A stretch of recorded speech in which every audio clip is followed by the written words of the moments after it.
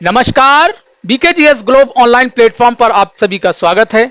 आशा करता हूं आप लोग अच्छे होंगे, स्वस्थ होंगे और आपकी तैयारी बहुत बेहतर तरीके से चल रही होगी। बीकेजीएस ग्लोब ऑनलाइन प्लेटफॉर्म पर यूपी पुलिस री एग्जाम के लिए समर्पित 4 क्लासेस चल रही हैं। जीके और जीएस की mock test series, Hindi mock test series, परीक्षा वाले प्रश्न सीरीज की 2 क्लासेस चल रही हैं। यूपी जीके की क्लास चल रही है और जीके की क्लास चल रही है। सभी की चैनल पे अलग अलग प्लेलिस्ट बनी हुई है। ये सभी क्लास आपकी परीक्षा के लिए अति महत्वपूर्ण है। इन क्लासेस को आप देखिए और अपनी तैयारी को और बेहतर बनाइए। तो आइए आज के इस जीके मॉक टेस्ट सेशन को शुरू करते हैं। तो क्वेश्चन नंबर 1 है, हाल ही में मनी टू इंडिया ऐप किसने लॉन्च किया है? हाल ही में मनी टू इंडिया ऐप किसने लॉन्च किया है? तो भैया money to India app launch किया है आईसीआईसी बैंक ने। किसने लॉन्च किया है? आईसीआईसी बैंक ने लॉन्च किया है। प्रवासी भारतीयों के लिए,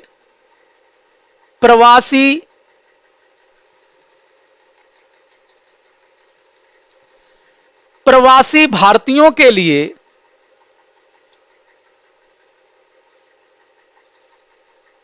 मनी ट्रांसफर की सुविधा, मनी ट्रांसफर को सुलभ बनाने के लिए लॉन्च किया है। सुलभ या सरल बनाने के लिए लॉन्च किया है आईसीआईसी बैंक ने मनी टू इंडिया ऐप। प्रवासी भारतीय समझते हैं ना? प्रवासी भारतीय से तात्पर्य है वह भारत के वो नागरिक जो विदेशों में रहकर या तो नौकरी कर रहे हैं या कोई अन्य कार्य कर रहे हैं, और वहां से जब ये भारत में पैसे भेजते हैं तो उस पैसे भेजने की जो व्यवस्था है उसको सुलभ और सरल बनाने के लिए आईसीआईसी बैंक ने money to India app launch किया है। ठीक है, अगला प्रश्न देखिए। G7 के 50वें शिखर सम्मेलन का आयोजन कहां हुआ था? G7 के 50वें शिखर सम्मेलन का आयोजन 13 से 15 जून के मध्य 13 से 15 जून के मध्य इटली में हुआ था। कहां हुआ था भैया?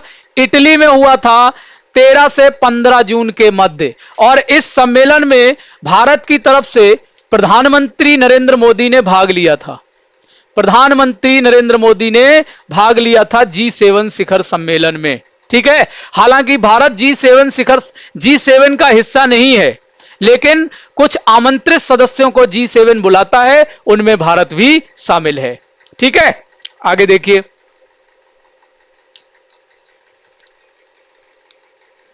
हाल ही में एशियाई बौद्ध सम्मेलन फॉर पीस की 12वीं महासभा का आयोजन हुआ था। एशियाई बौद्ध सम्मेलन फॉर पीस की 12वीं महासभा का आयोजन भैया दिल्ली में हुआ था। कहां हुआ था? दिल्ली में हुआ था। ठीक है, अगला प्रश्न देखिए। मार्च 2024 में चर्चा में रहा ज्वालामुखी पोपोकैटेपिटल कहां अवस्थित है? बहुत इंपॉर्टेंट प्रश्न है आपके लिए, करंट का प्रश्न, आप लोग इसे याद रखिएगा। 2024 में मार्च अप्रैल में चर्चा में रहा ज्वालामुखी पोपोकैटेपिटल कहां अवस्थित है? तो पोपोकैटेपिटल जो है मैक्सिको में अवस्थित है। कहां अवस्थित है? मैक्सिको में अवस्थित है। यह एक सक्रिय ज्वालामुखी है, सक्रिय ज्वालामुखी, और इसे स्मोकिंग माउंटेन की उपमा दी जाती है।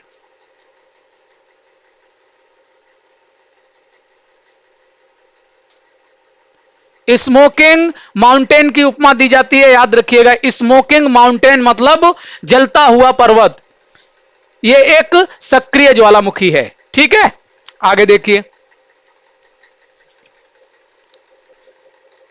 हाल ही में 2023 के सरस्वती सम्मान के लिए चुना गया है।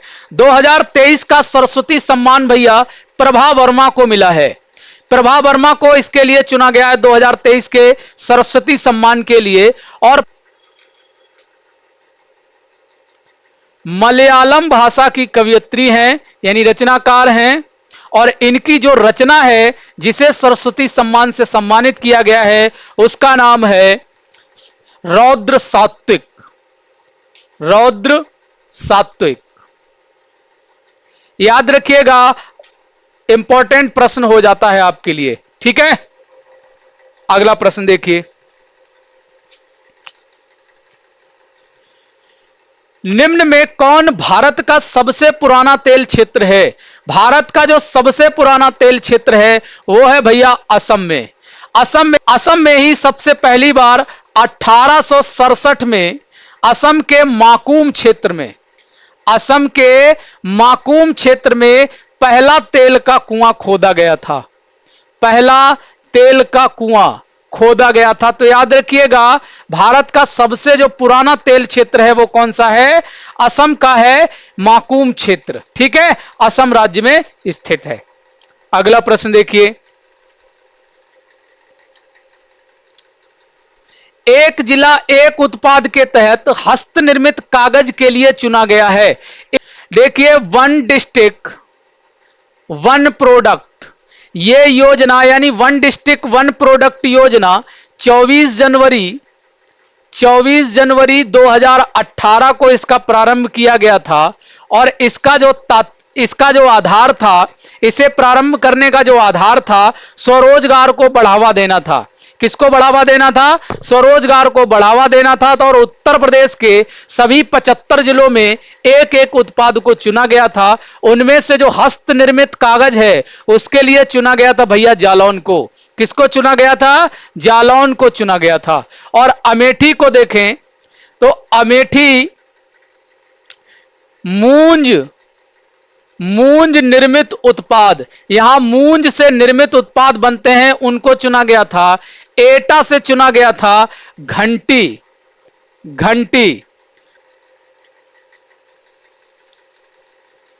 दाब का एसआई मात्रक है, दाब का एसआई मात्रक भैया पास्कल है, पास्कल है दाब का मात्रक। अगला प्रश्न देखिए, वाल्मीकि आश्रम ब्रह्मव्रत में था जो है, वाल्मीकि आश्रम कानपुर के बिठूर में स्थित है। कहां स्थित है? बिठूर में स्थित। अगला प्रश्न देखिए, संविधान के अनुच्छेद 20 का संबंध है। देखिए, संविधान का अनुच्छेद 20 स्वतंत्रता के अधिकार के अंतर्गत आता है। स्वतंत्रता का अधिकार, और स्वतंत्रता के अधिकार का जो वर्णन है वो अनुच्छेद 19 से 22 तक है, जिसमें अनुच्छेद 20 का संबंध दोष सिद्धि के संदर्भ में संरक्षण से है। किससे भैया? दोष सिद्धि के संबंध में संरक्षण से है। पदवियों का उन्मूलन या उपाधियों का अंत, इसका संबंध अनुच्छेद 18 से है। किससे है? अनुच्छेद 18 से, जो समानता या समता का अधिकार है। नागरिकता का उल्लेख अनुच्छेद 5 से 11 तक है। और अस्पृश्यता यानी छुआछूत, इसका उल्लेख या इसका वर्णन अनुच्छेद 17 में है। ठीक है, अगला प्रश्न देखिए, 6 से 14 वर्ष तक के बच्चों को निःशुल्क शिक्षा का प्रावधान है। निःशुल्क और अनिवार्य शिक्षा का प्रावधान 86वें संशोधन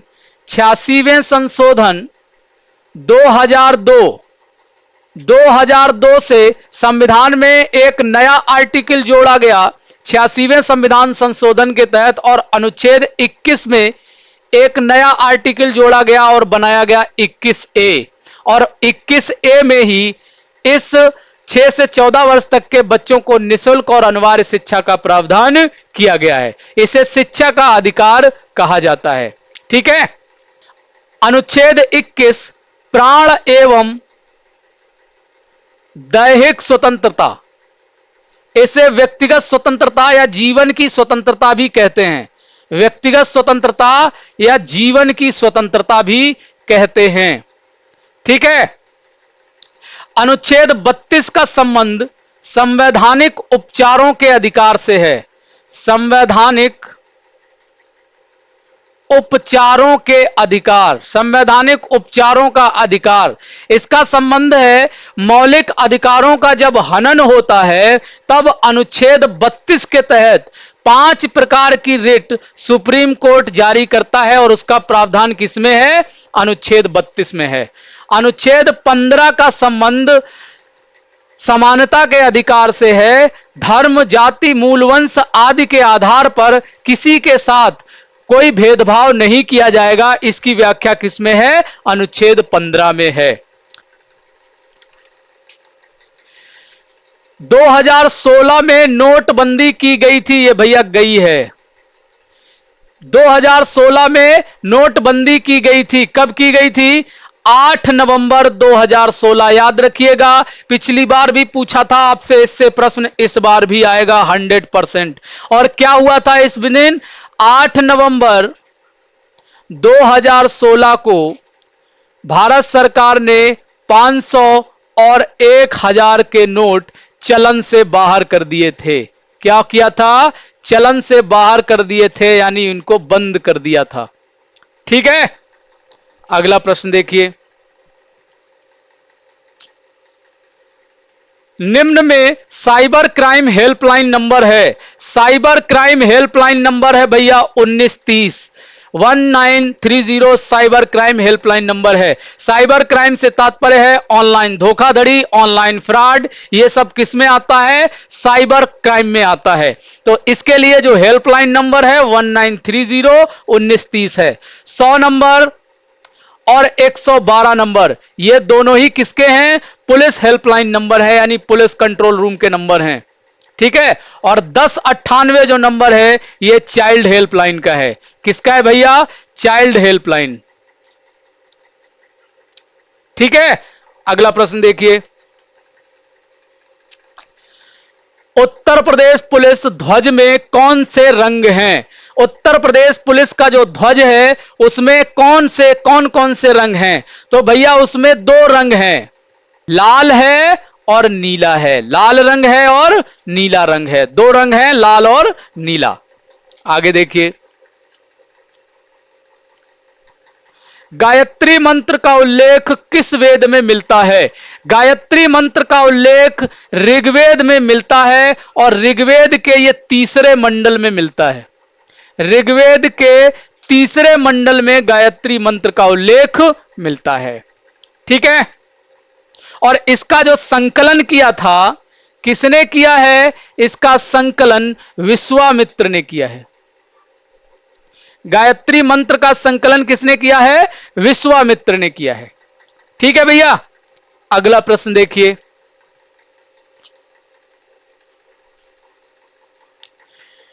सिखों के अंतिम गुरु कौन थे? सिखों के अंतिम गुरु थे भैया गुरु गोविंद सिंह। कौन थे? गुरु गोविंद सिंह सिखों के अंतिम गुरु थे। प्रथम गुरु थे, प्रथम गुरु गुरु नानक देव जी थे। गुरु नानक ये प्रथम गुरु थे सिखों के, और कुल 10 गुरु हुए हैं, जिनमें अंतिम गुरु जो थे वो गुरु गोविंद सिंह थे। गुरु गोविंद सिंह। गुरु अंगद देव ये दूसरे गुरु थे, और गुरु अर्जुन देव, अर्जुन देव, अर्जुन देव 5वें गुरु थे। कौन से गुरु थे? 5वें गुरु थे। और गुरु तेग बहादुर 9वें गुरु थे। तेग बहादुर 9वें गुरु थे। ठीक है, गुरु गोविंद सिंह के बाद गुरु परंपरा को समाप्त कर दिया गया और सिखों के पवित्र ग्रंथ जिसकी रचना गुरु अर्जुन देव ने की थी, जिसे गुरु ग्रंथ साहिब कहा जाता है, गुरु ग्रंथ साहिब, इसे ही गुरु की पदवी दे दी गई। ठीक है, 10वें गुरु गुरु गोविंद सिंह के बाद गुरु ग्रंथ साहिब को ही गुरु माना जाने लगा और गुरु परंपरा समाप्त हो गई। अगला प्रश्न देखिए।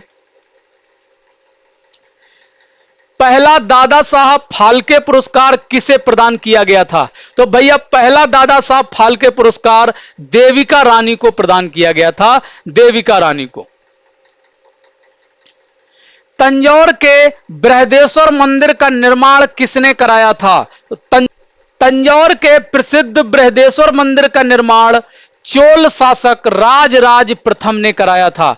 राजराज प्रथम ने तंजौर के बृहदेश्वर मंदिर का निर्माण कराया था। ये चोल शासक थे, चोल वंश के चोल शासक, और इन्होंने ये मंदिर 11वीं सदी में निर्मित कराया था, 11वीं सदी में। ठीक है, यह द्रविड़ शैली में बना हुआ मंदिर है, अति प्रसिद्ध मंदिर, और इसे यूनेस्को की विश्व धरोहर सूची में शामिल किया गया है। यूनेस्को की विश्व धरोहर सूची में यह शामिल है, याद रखिएगा, अक्सर पूछता है। ठीक है, अगला प्रश्न देखिए, मौलिक अधिकार संविधान के किस भाग में है? तो भैया मौलिक अधिकार संविधान के भाग 3 में है। भाग 3 में अनुच्छेद 12 से 35 तक मौलिक अधिकारों की व्याख्या है। ठीक है, भाग 2 में क्या है? भाग 2 में नागरिकता का उल्लेख है, अनुच्छेद 5 से 11 तक। और भाग 1 में क्या है भैया? भाग 1 में संघ और राज्य क्षेत्र का वर्णन है, जो अनुच्छेद 1 से लेकर 4 तक है। कहां से कहां तक है? अनुच्छेद 1 से लेकर 4 तक। ठीक है, अगला प्रश्न देखिए, कौन सा पर्वत हिमालय श्रृंखला का भाग नहीं है? देखिए, अरावली पर्वत हिमालय पर्वत श्रृंखला का भाग नहीं है। यह एक प्राचीन वलित पर्वत है। क्या है ये? प्राचीन वलित पर्वत है, जो हिमालय पर्वत का भाग नहीं है। बाकी ये तीनों हिमालय पर्वत का भाग हैं। कुनलुन पर्वत म्यांमार में है। काराकोरम ये आपका चाइना और भारत दोनों में ही है। हिंदुकुश पर्वत ये पाकिस्तान में है, और ये तीनों हिमालय पर्वत का भाग हैं। अरावली पर्वत हिमालय पर्वत का भाग नहीं है। अगला प्रश्न देखिए, भारत के पूर्वी तट पर स्थित पत्तन है। बंदरगाहों का एक जोड़ा दिया गया है और पूछा है कौन से बंदरगाह पूर्वी तट पर स्थित हैं। देखिए, कांडला बंदरगाह पश्चिमी तट पर है, हल्दिया पूर्वी तट पर है। हल्दिया पूर्वी तट पर है, कोचीन पश्चिमी तट पर है। पारादीप और कांडला, ये पारादीप पूर्वी तट पर है और कांडला पश्चिमी तट पर है। पारादीप और हल्दिया दोनों पूर्वी तट पर हैं। पारादीप ओडिशा में है, ओडिशा में, और हल्दिया पश्चिम बंगाल में है। ठीक है, कांडला गुजरात में है और कोचीन केरल में है। तो बात क्लियर हो गई। तो इसका उत्तर हो जाएगा पारादीप और हल्दिया, यही पूर्वी तट पर स्थित हैं। अगला प्रश्न देखिए, निम्न में कौन सी नदी यमुना की सहायक नदी नहीं है? केन यमुना की सहायक है, बेतवा सहायक है, और चंबल भी सहायक है। कल्याणी नदी यमुना की सहायक नहीं है, क्योंकि कल्याणी नदी गोमती नदी की सहायक है। गोमती नदी की सहायक नदी है कल्याणी नदी, ये यमुना की सहायक नहीं है। अगला प्रश्न देखिए, चंदेल शासन के दौरान उत्तर प्रदेश का कौन सा क्षेत्र जोजाक भुक्ति के नाम से जाना जाता था? बहुत महत्वपूर्ण प्रश्न है, अक्सर पूछा जाता है और आपकी परीक्षा में यह पूछा भी गया है पहले भी। तो भैया बुंदेलखंड का जो क्षेत्र है, बुंदेलखंड के क्षेत्र को प्राचीन काल में यानी चंदेल शासन के दौरान जोजाक भुक्ति के नाम से जाना जाता था। किस नाम से जाना जाता था? जोजाक भुक्ति के नाम से जाना जाता था। अगला प्रश्न देखिए, प्रसिद्ध सितार वादक नवाब इनायत खां का संबंध था। प्रसिद्ध सितार वादक नवाब इनायत खां का संबंध इटावा से था। इटावा घराने के से इनका संबंध था, इटावा घराने से। इटावा घराने का एक और नाम है इमदाद खाना घराना। इमदाद खाना। ये इटावा घराने का एक और नाम है और इनका संबंध किससे था? इटावा घराने से था। अगला प्रश्न देखिए, भारतीय रिजर्व बैंक की स्थापना कब हुई थी? देखिए, रिजर्व बैंक ऑफ इंडिया अधिनियम या आरबीआई अधिनियम, आरबीआई अधिनियम 1934 के तहत, 1934 के तहत 1 अप्रैल 1935 को आरबीआई की स्थापना हुई थी। कब हुई थी? 1 अप्रैल 1935। तो इसका उत्तर हो जाएगा 1935। और 1 जनवरी 1949 को इसका राष्ट्रीयकरण किया गया। आरबीआई का राष्ट्रीयकरण किया गया और यह भारत के केंद्रीय बैंक के रूप में कार्यरत है। ठीक है, अगला प्रश्न देखिए, अफ्रीका महाद्वीप का सर्वाधिक आबादी वाला देश है। अफ्रीका महाद्वीप का जो सर्वाधिक आबादी वाला देश है भैया, वो नाइजीरिया है। कौन सा है? नाइजीरिया। और नाइजीरिया के बाद इथियोपिया, इसके बाद मिस्र। ये जनसंख्या का क्रम है।